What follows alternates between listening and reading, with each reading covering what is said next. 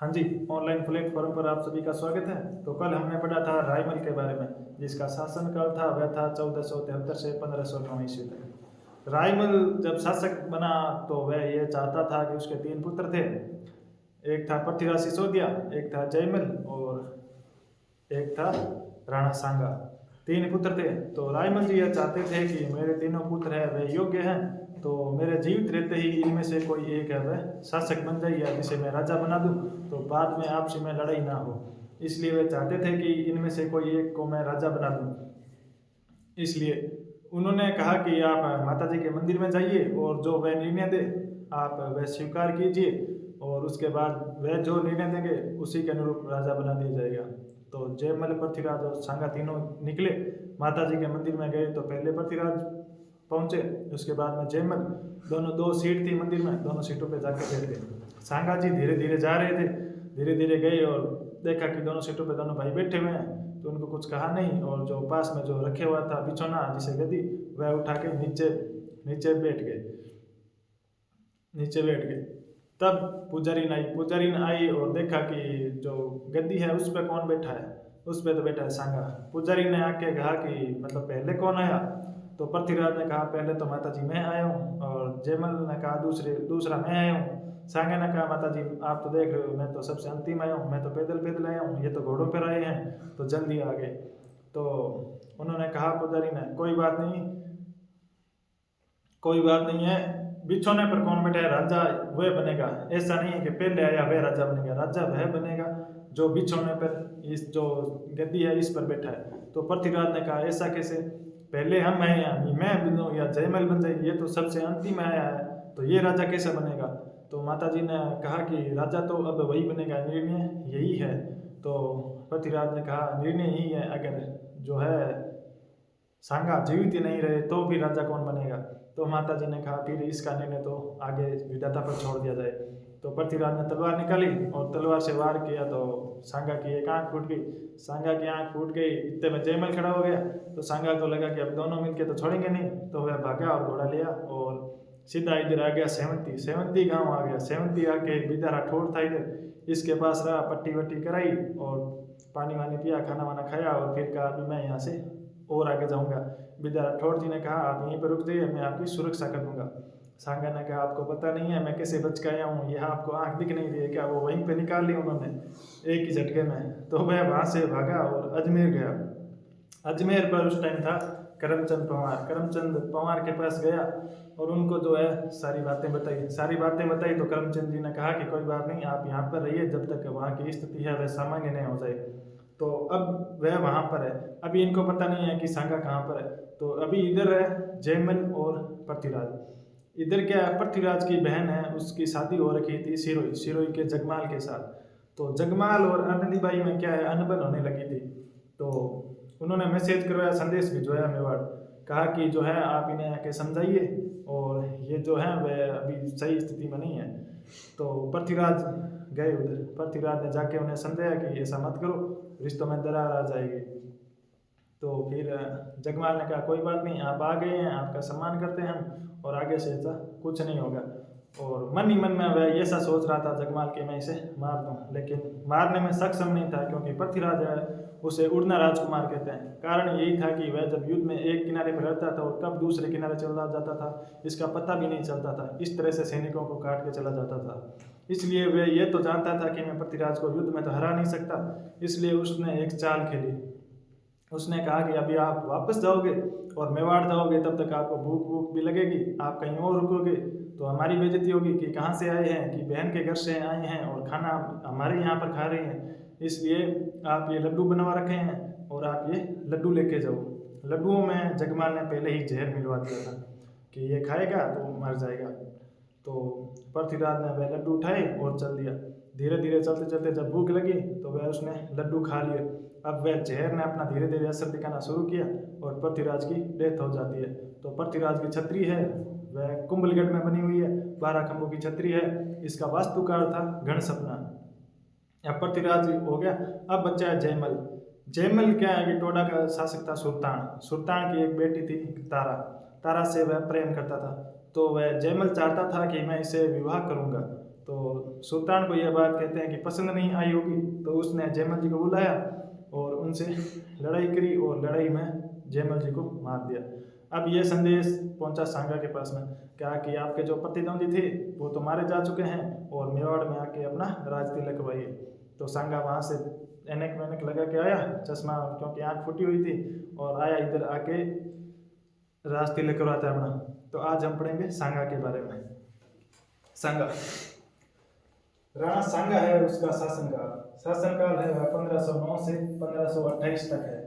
1509 में जब वह शासक बना तो शासक बनते ही सबसे पहला काम उसने क्या किया, करमचंद पवार अजमेर का था, इसको अजमेर पर्वत सर और मांडलगढ़ का इलाका दिया, कहा कि आप इस पे राज्य कर सकते हैं, और इसे उपाधि दी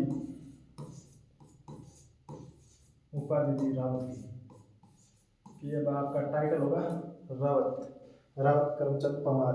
और ये अजमेर पर्वत सर और मांडलगढ़ का इलाका दिया, कहा कि अब आप इन पे शासन कीजिए, आपने मेरी इतनी मदद की है इसलिए। अब कुंभा के युद्ध देखते हैं, कौन कौन से कुंभा ने सांगा ने कौन कौन से युद्ध किए थे। तो सांगा पहला है खातौली कहाँ पर पड़ता है, तो कोटा में पड़ता है। 1517 में ये युद्ध हुआ किसे, जब इधर सांगा शासक बना तो उधर दिल्ली में था लोधी वंश का शासन। लोधी वंश में कौन था, तो था इब्राहिम लोधी।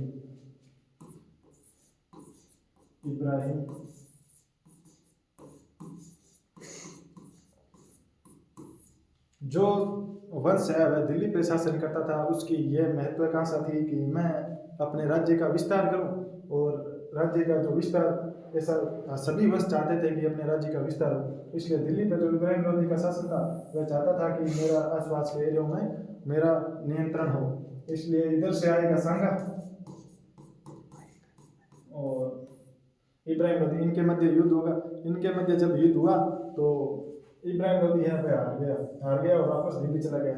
जब दिल्ली चला गया तो फिर अगले साल ये घोषणा करता है कि हम फिर से सांगा से युद्ध करेंगे।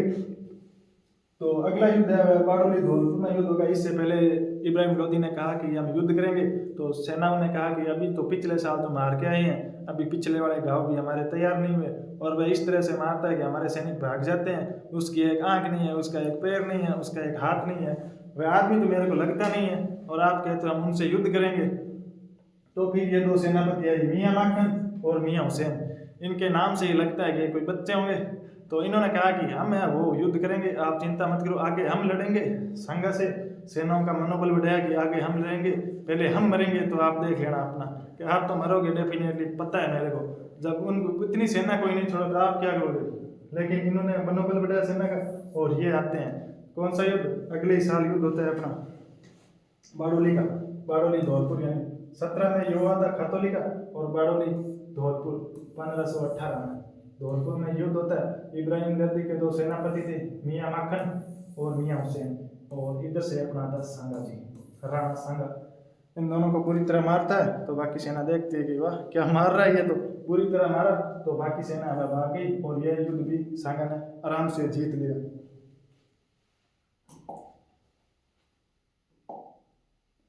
अब देखते हैं गागरोन का युद्ध। 1519 में, इसका क्या कारण था, इसका कारण था कि जो महमूद खिलजी है, इसका जो प्रधानमंत्री था मेदिनी राय,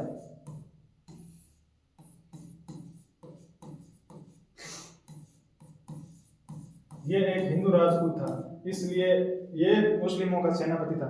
महमूद खिलजी के जो पहले जो शासक था, जब उसकी मृत्यु हो गई तो इधर उत्तराधिकार का युद्ध छिड़ गया। उत्तराधिकार का जब युद्ध छिड़ा तो इस मेदिनी राय के नेतृत्व में इसने महमूद खिलजी इसको जितवाया और इसको शासक बनाया।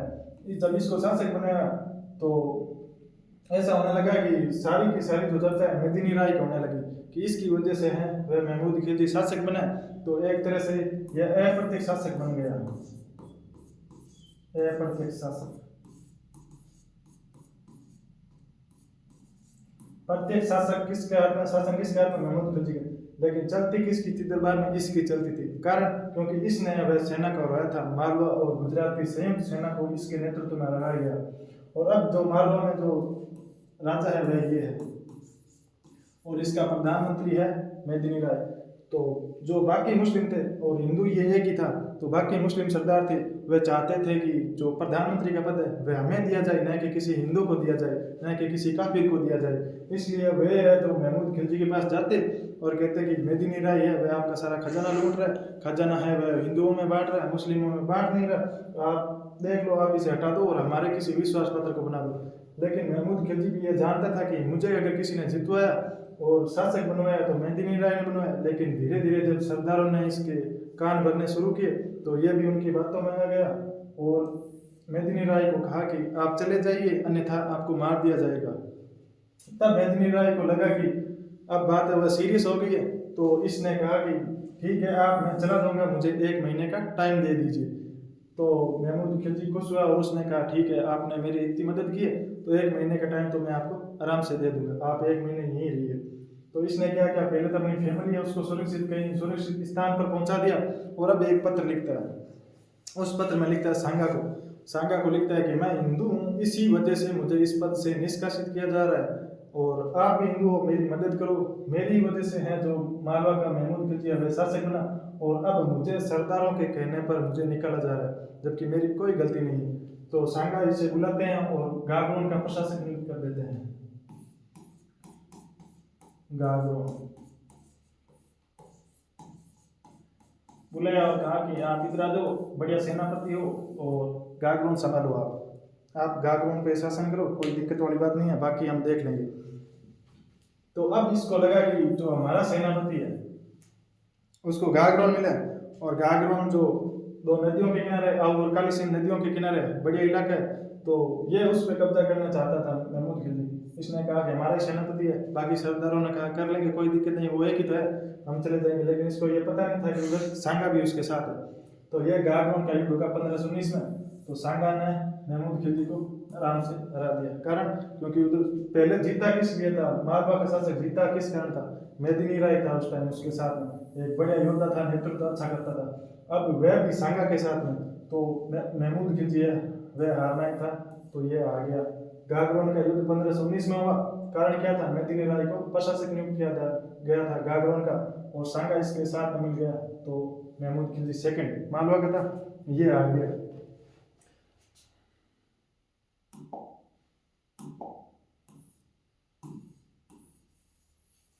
अगला जो युद्ध है ईडर का युद्ध। ईडर का युद्ध है वह हुआ था 1520 में, मुजफ्फर शाह व सांगा के बीच में। इसमें भी मुजफ्फर शाह को सांगा ने हरा दिया, ये हारा था इसमें।